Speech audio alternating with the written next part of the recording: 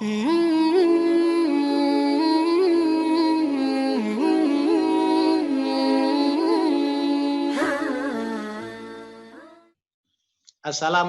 warahmatullahi wabarakatuh. Waalaikumsalam warahmatullahi wabarakatuh. Alhamdulillah wa syukrulillah wala haula wala quwata illa billah. Qala Allah Ta'ala bi kitabil karim. Bismillahirrahmanirrahim. Ilamu anamal hayatad dunya la'ibun walahmun wa zinatun wa tafahurum bainakum wa takatsurum bil ambali wal aulad kama salil ghaithi ajabal kufara nabatu suma yuhijul fatrahu musfara suma yakunu khutama amma ba'du. Hadirin semuanya yang berbahagia, kita bersyukur hari ini kita bisa ketemu di kajian virtual, kajian Sangkan Paran. Saya agak flu, kecapean. Maaf, nanti saya sebetulnya mau mengungkap tadi Mas Jun mengungkapkan kebingungan teman-teman, perbedaan memahami antara Salafi dan Muhammadiyah, tapi saya sebetulnya mau ke sana, tapi saya ingin kaji ini karena teman-teman ternyata tidak lengkap begitu banyak. Saya ingin mengingatkan kembali bahwa kehidupan kita itu bagaikan seperti Allah membuat perumpamaan pohon. Jadi kehidupan ini Allah paparkan bagaikan seperti pohon, karena pohon itu hidup, subur, kemudian tua, dan kemudian mengalami mati. Gitu. Ketahuilah bahwa sesungguhnya kehidupan itu dipaparkan seperti pohon itu, dan hidup ini bagaikan permainan. Permainan yang melalaikan. Permainan yang melalaikan, dan manusia cenderung karena permainan ini dianggap suatu yang sangat indah, maka manusia kadang-kadang bermegah-megah dengan banyaknya harta dan anak. Disitulah Allah memberikan gambaran kepada kita bahwa hidup itu seperti pohon itu. Dan akhirnya ketika kita itu akhir nanti, kita akan mengalami guguran atau meninggal. Saudara, Dr. Ali Audah pernah mengingatkan kepada kita dengan pertanyaan, ya ashabas sitin, hai orang-orang yang berusia 60.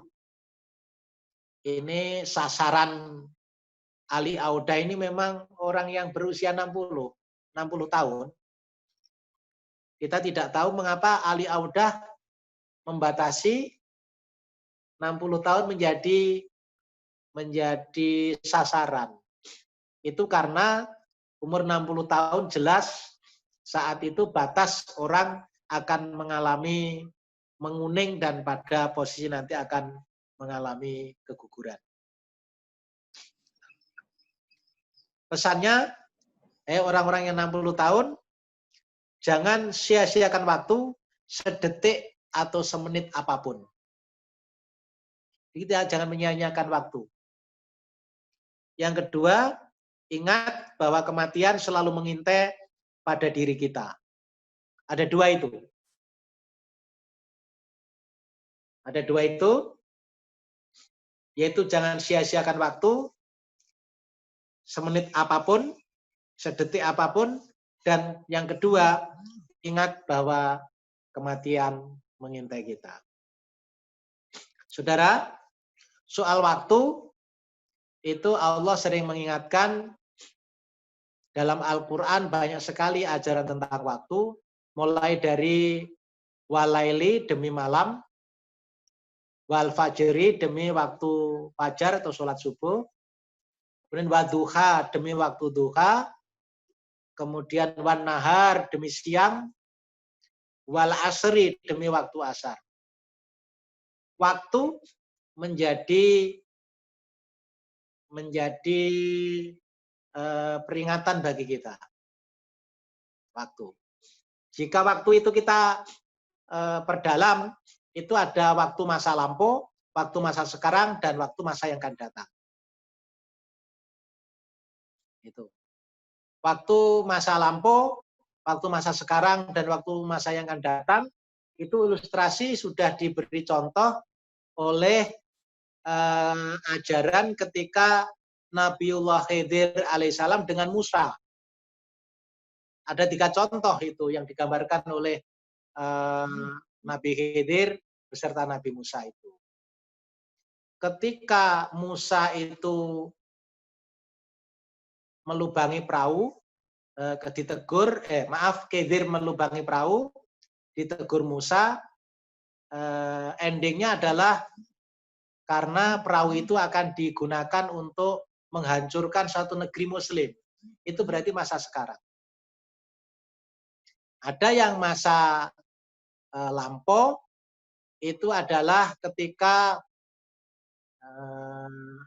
Nabi Khidir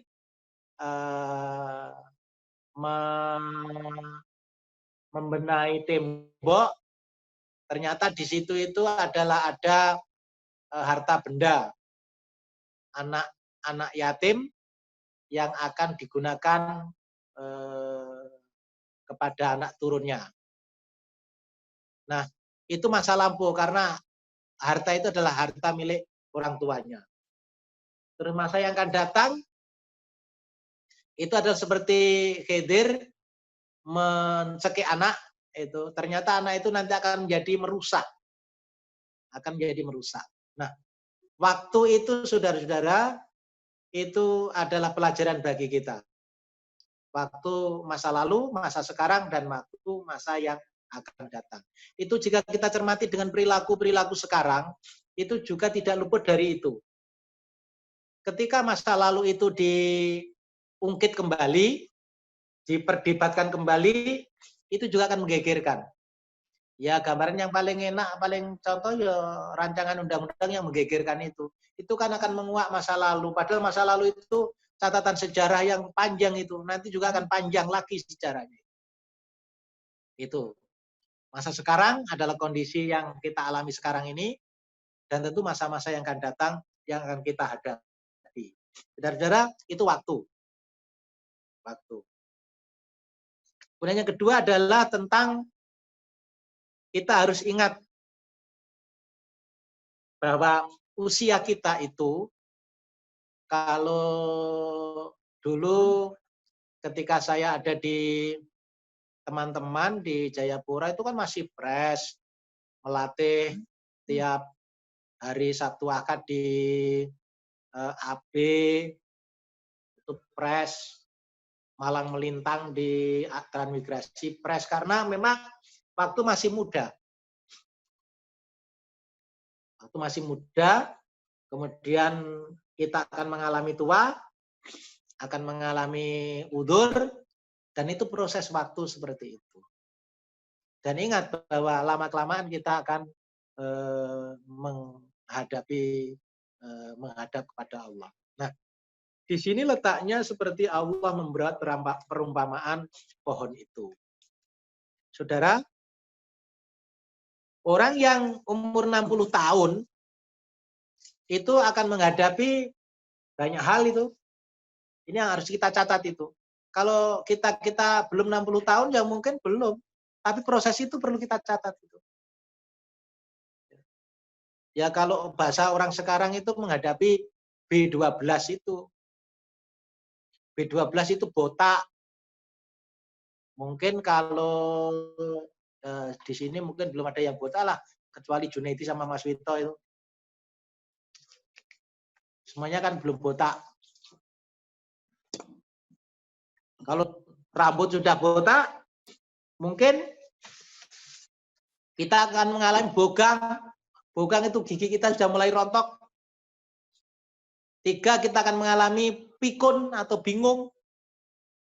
Nanti orang kalau sudah tua akan mengalami kebingungan atau pikun.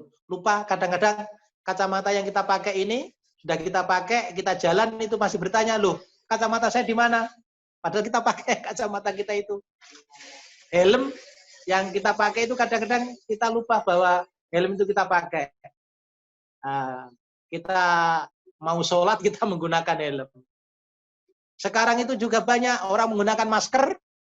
Ketika mau makan itu dimasukkan nasinya ke masker itu karena kelupaan bahwa dia itu menggunakan masker. Jadi kita mengalami proses kepikunan. Bisa jadi kemudian pandangan kita itu mengalami kabur, dalam bahasa Jawa belereng. B-nya itu yang keempat itu belereng. Kabur mata kita. Pandangan kita sudah mengalami perubahan. Yang tadinya itu melihat TV, melihat gadget itu enak, tapi kemudian harus pakai kacamata. Kelima, telinga kita akan mengalami kekurangan, disebut dengan budek. Tuli telinganya. Jadi kalau tuli telinganya itu ya bisa jadi orang lain ngomong kencang kita tersinggung, kalau orang lain ngomong pelan kita itu tidak dengar. Tersinggungnya dianggap orang lain ngomong itu dianggap marah-marah sama kita. Karena kebudekan telinga kita itu.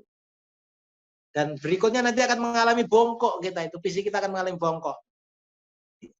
Mulai fisik kita ditarik oleh bumi untuk menyadari bahwa kita akan menuju ke bumi itu. Dan nanti juga ketujuh ini orang yang sudah pada akhir ini mungkin kita semuanya kita belum mengalami, tapi bapak-bapak kita itu kita sudah mengalami. Yang harus kita pahami bahwa orang yang sudah tua itu akan cenderung menjadi bawel. Bawel itu ceriwis, apa-apa disalahkan, kok begini, kok begini. Nah itu kita tidak perlu kemudian menjadi tersinggung. Karena memang masa mereka itu mengalami seperti itu. Apalagi dengan orang tua kita sendiri. Karena orang tua kita itu, walaupun kita sudah tua, mungkin sudah jadi pegawai, sudah menjadi orang, menjadi pejabat, itu oleh orang tua kita masih dianggap anak-anak. Karena memang kita dilahirkan oleh mereka. Sehingga orang tua kita itu menganggapnya ya kita seperti anak-anaknya yang masih dulu saja. Itu. Nah, B yang ke-8 itu kita bau badannya. Kalau kita yang mungkin masih kemana-mana masih menggunakan parfum lah. Tapi orang-orang tua kita akan mengalami badannya bau karena jarang dia mandi dengan bau wangi-wangian. Nanti kita akan mengalami beser. Beser itu tidak bisa menahan kencing atau BAB, beser. Dan nanti akibatnya itu kita akan mengalami buyuten dan bokek. Bokek yang ke-12 itu artinya kita tidak punya uang. Jadi kalau ada orang tua kita yang tidak punya uang, anaknya punya uang, tolong orang tuanya kalau mau Jumatan, mau apa itu diberi uang biar dia infak. Orang tua kita mau infak tapi tidak ada uang. Dia udah bokek. Seperti yang kemarin saya nyatakan bahwa orang tua kita itu kadang-kadang kalau sudah tua, dia kekuatannya menjadi udur itu. Nah ini, saudara-saudara, oleh karena itu yang mesti kita siapkan itu adalah apa yang disampaikan oleh Rasulullah SAW dalam hadis beliau. Itu hadis yang sangat terkenal itu, iktan komsan qabla komsin. siap siagalah kamu 5 hal sebelum kedatangan 5 hal. Sababaka qabla haramika. Masa mudamu sebelum masa tuamu. Di masa muda kita itu kan harus dimanfaatkan dengan sebaik-baiknya. Ini kalau ada anak muda akan saya kupas lebih dalam. Tapi saya melihat jamaahnya ini nggak ada yang muda ya. Kecuali yang agak muda Doni lah di sini. Sedangkan Doni saya lihat sudah juga anaknya 4. Padahal dulu itu saya latih, Doni itu masih kunyu-kunyu. Latihan tapak suci di rumahnya Pak Manut itu. Apalagi Ustadz Ustadz Tarman. Saya muda Ustadz Pak Tarman Pendekar. itu udah setulegi itu sudah kayaknya. Ini ada anak-anak muda sudah hadir ini. Ada Mas Waras ini masih bujang. Mas Iya, Kartono. Waras saya belum Mas belum begitu tahu. Mas Hendro ada semua.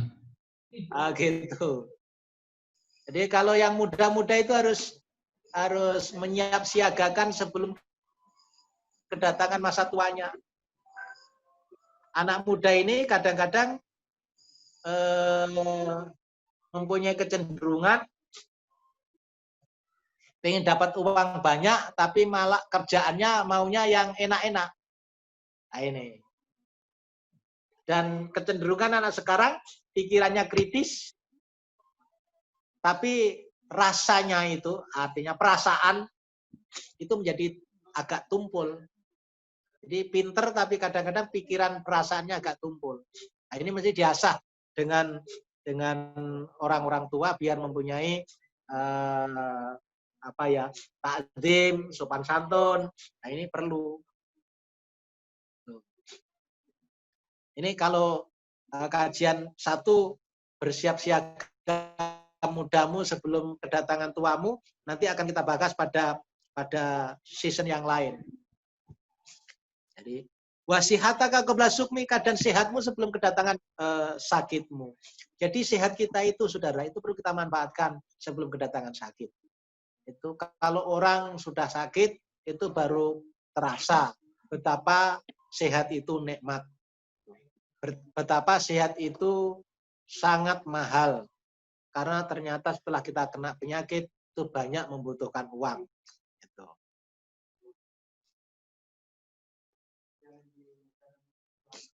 Kemudian, waginaka qabla fakrika, dan kayamu sebelum kedatangan miskinmu. Saudara, kita itu anggap saja kita punya sekarang. Rata-rata teman-teman kan sudah punya bisa makan, bisa untuk menghidupi anak istri, bisa punya kendaraan, semuanya kan alhamdulillah.